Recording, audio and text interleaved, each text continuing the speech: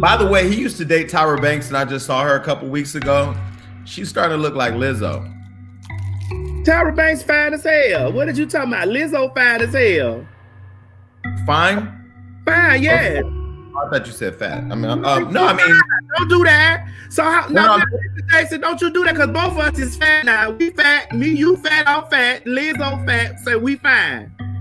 I'm thick and juicy. Well, that's what we did. We thick and juicy. Am I hurting you? Is your life in jeopardy? Did I make you lose some money today? Did you lose sleep over me? Why is it such a big deal that I have an extra couple 100 pounds on me? I'm warm. I'm good. Like, why are you so pressed?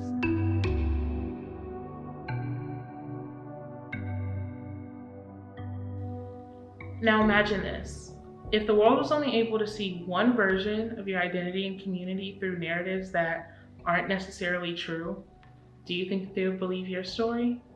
When it comes to the way that fat people in the plus-size community are portrayed in media, 9 times out of 10, you'll find some sort of distortion, giving viewers a negative and false reality of what it's like to be plus-size. So on my journey of uncovering the distortions that surround the plus-size community, I sat down with multiple women who gave me their perspective on what it's like to be a member of the plus-size community.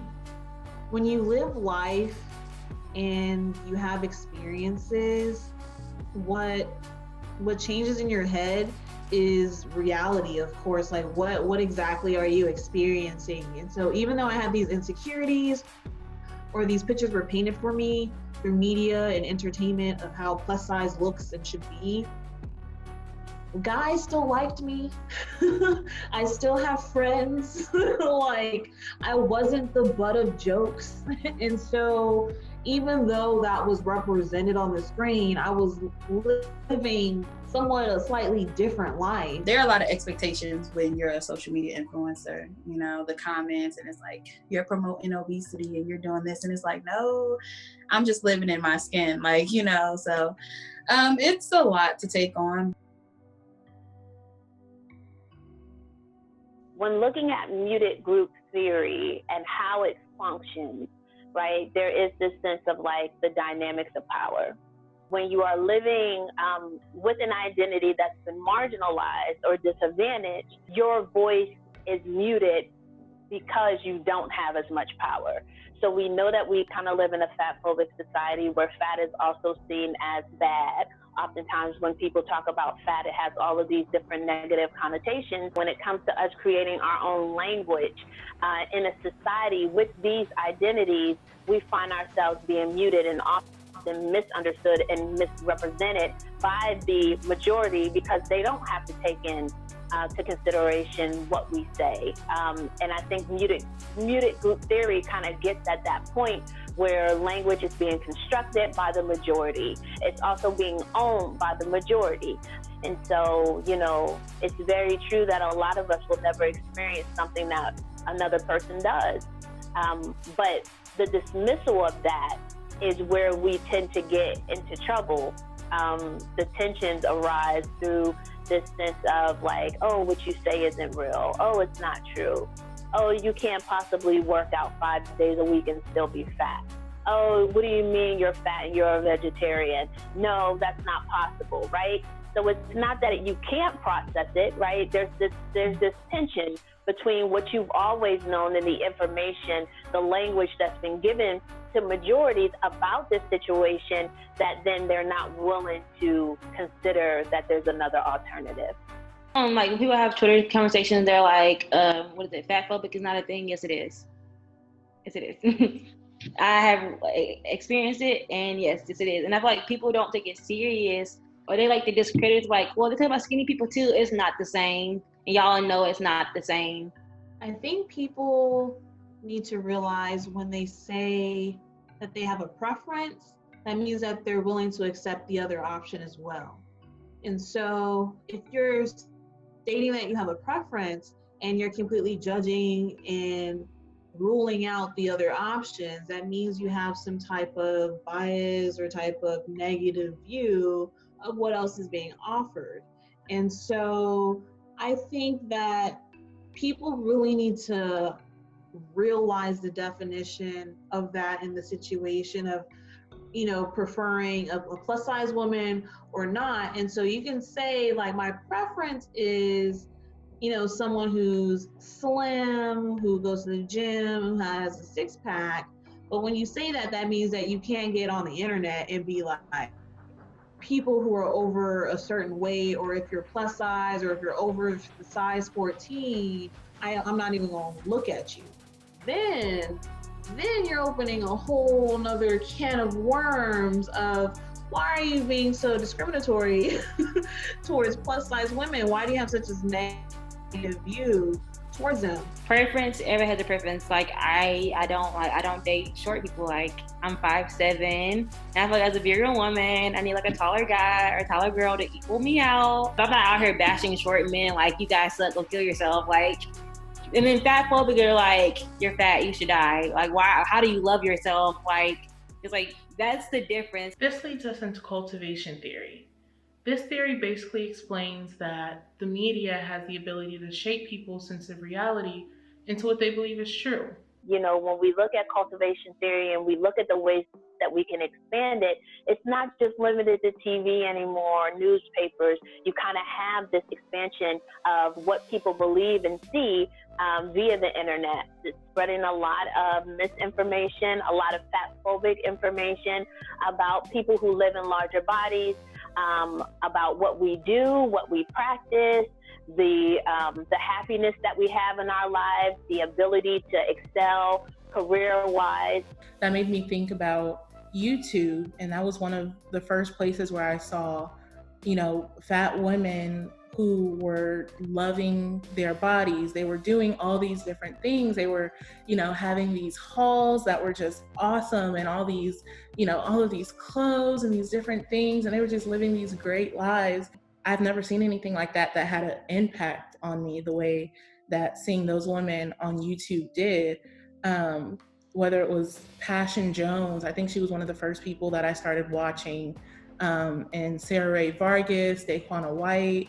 Those women were just living their lives in these ways that I didn't know were possible for people like me. YouTube, you know, kind of shaped my sense of reality in a way, but in the most positive way possible. You can see people being turned on their necks now about it. Like, they're mad that, like, you have self-esteem. Like, they're mad that you're picking, that you're choosing, right? They're mad that you have more clothing options. But a lot of that is now they have to do the extra work of getting to know you, getting to know your narrative and understand it. And they can't just assume anymore.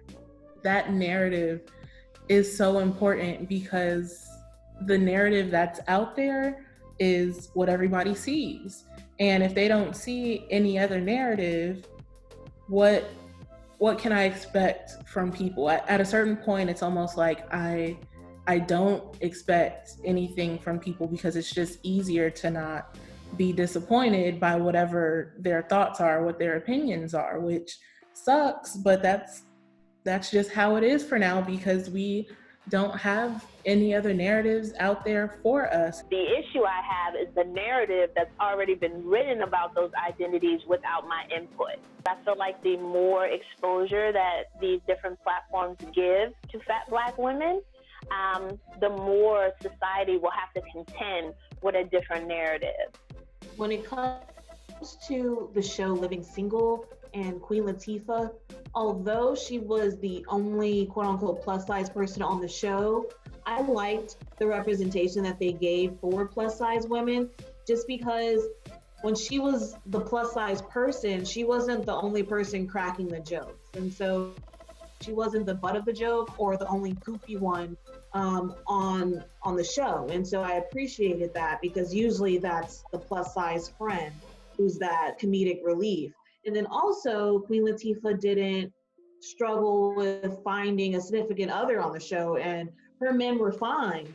But I appreciated that representation compared to, like I was saying before, the show kind of like the Parkers. Although it was great representation to have them on the screen, I do feel like it was kind of a mockery, or it was just like kind of them just kind of saying that, oh, we always have to chase a guy because Monique was always chasing the professor and never kind of landing the guy.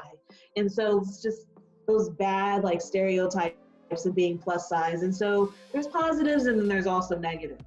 When it comes to Kat on Euphoria, it's the same situation where it's a positive and sometimes it feels like a negative when I watch it, because I love that she's sexy. I love that she's confident. I love that she doesn't have to drop things for her friends or is just an afterthought on the show. She has her own life. She's doing her own little in the closet things.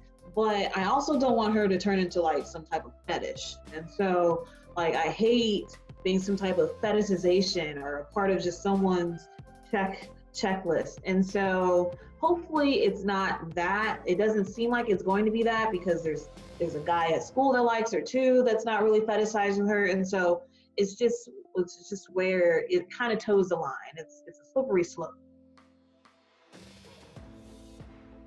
I'm allowed to have standards. I'm allowed to say no to you. I shouldn't be grateful that you're in my DMs. I shouldn't be grateful that you want to have sex with me. That were gross. I don't understand that. I shower, bathe, deodorant, everything else like everybody, like a normal clean adult. People don't ask the fat community, the plus size community, what they live. And so there's a lot of assumptions that are made about the lives that fat people are living in their communities. Things are drawn up around those assumptions and those ideas. There are tons of fat people who are active, who are physically active, who work out, right? There are tons of fat people who are vegetarians, tons of fat people who are vegan. You know, we don't do the things that you think that we do. We don't live off of cupcakes and sweets and cookies. We have love lives. And not just like love lives with whoever will accept us. Yes. Right? We have love lives with people that are found to be desirable by mainstream media. And so I would say that more so probably the treatment of fat people correlates with the media. Okay, like I think that there is a correlation between how fat people are mistreated. But then I would say there's not a correlation necessarily in the lived experience because people don't know how we live. And they're not as interested in learning. Some of the misconceptions of being plus size that I see people kind of portray online or just they assume are the stereotypes that are represented in movies and in TV shows that we are just struggling. Essentially, that's essentially what they just assume. We're struggling. Like, oh, I'm sure you can't find a man because you look like that. Like, what? Why do you assume that? You would be surprised who's in my DMs. And so it's like that type of like timeline or experience. So I know, like, whenever I do go to the doctor, even if it's not like for a checkup, like my weight's always going to be mentioned. I was going to expect that, which I already know I'm fat. I already know I need to lose weight. I already know this. And it's like, I know you have to, I don't know if they have to tell me that every time, but that's like they make a point to touch on it every single time. There's always been, at least for me, this assumption that I wasn't doing something or that I could be doing something better, not being trusted by doctors when I would tell them that I was being active. I think I've been tested for type 2 diabetes more times than I can count. I've been to the doctor's office for things like, a sprained ankle and been told that I needed to get tested for diabetes.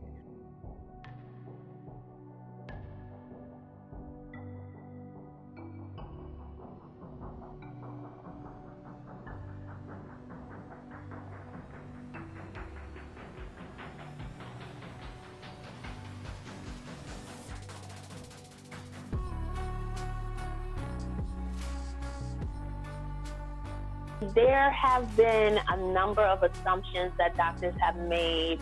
I think the one that I spoke about in the article was about me getting my gallbladder removed when I was 16. And the doctor told me that I needed to stop eating so much fried chicken. which was interesting. And come to find out, there was actually nothing wrong with my gallbladder, and they took it out anyway.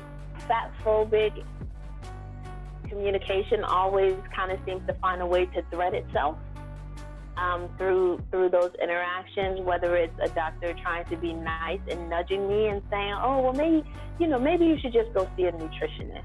And now that I work at a medical school, I find out kind of like the back end of things and how administration is sometimes pressured to ask the questions about weight, because it's something that they can write on their, on their charts and in their reports to ensure that they get more funds.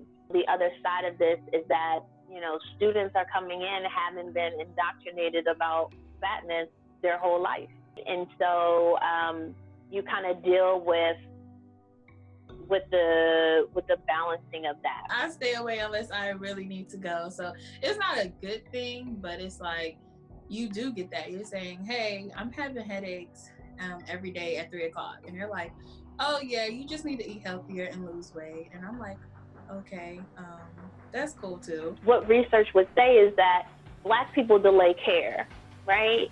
But so do fat people, right? And so if you are Black and fat, you're going to be more likely to delay care for one or the other reason, right?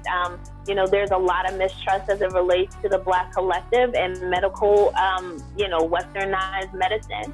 And so we're not going to the doctor unless we absolutely have to, right? And then once you get there, you are treated badly because you live in a larger body, you kind of make up in your heart and your mind that you're not going back.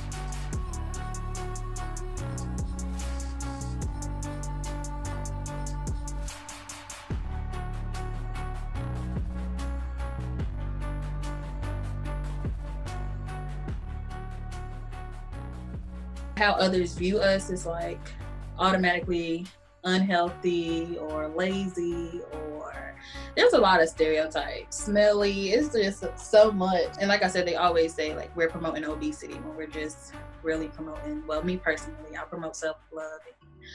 So there's a lot of misconceptions about the community.